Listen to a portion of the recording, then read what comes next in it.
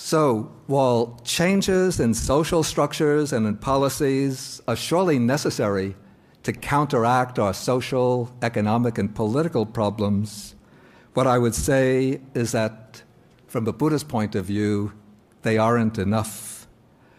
I would say that what is needed above all else is a new orientation, what I would call a kind of universal consciousness that will enable us to regard others as being essentially the same as oneself.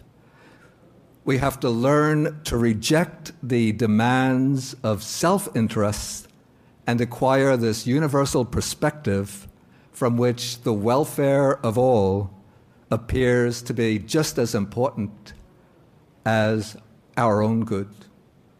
That is, we have to outgrow the narrow, egocentric and ethnocentric attitudes to which we are normally committed and instead embrace a world-centric ethic that gives priority to the well-being of all.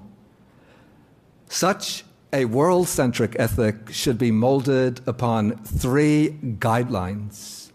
First, we have to overcome exploitative greed with global generosity, helpfulness, and cooperation.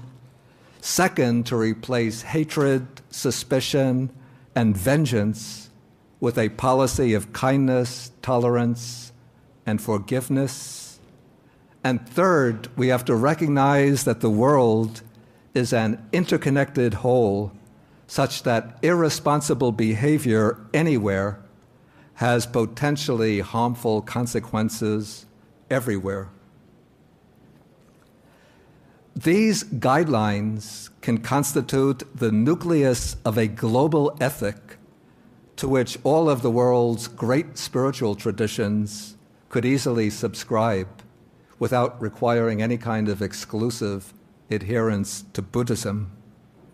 The chief values that underlie this ethic are what in Buddhism we call loving kindness and compassion, values affirmed by all the great spiritual traditions. Through loving kindness, we recognize that all other people in this world want to live happily and peacefully, just like ourselves.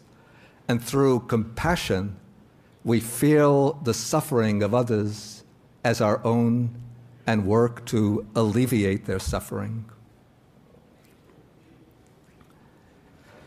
Okay, this call for a world-centric ethic doesn't spring from mere capricious moral idealism or from wishful thinking, but it rests upon a solid, pragmatic foundation.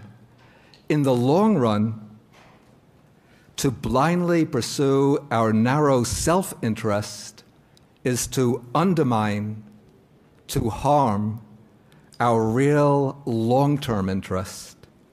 And so by acting out of blind, deluded self-interest, we contribute to social disintegration, social chaos, to ecological devastation. It's just as if we are sitting on the branch of a tree, on the side close to the trunk, sawing away the branch that lies, sitting out on the branch away from the tree, away from the trunk, sawing away at the branch. As we get further and further down the branch, eventually we reach the point where, yes, we do get the wood that we need to build our table or chair, but we come crashing down along with it, maybe to our death or to deadly pain and suffering.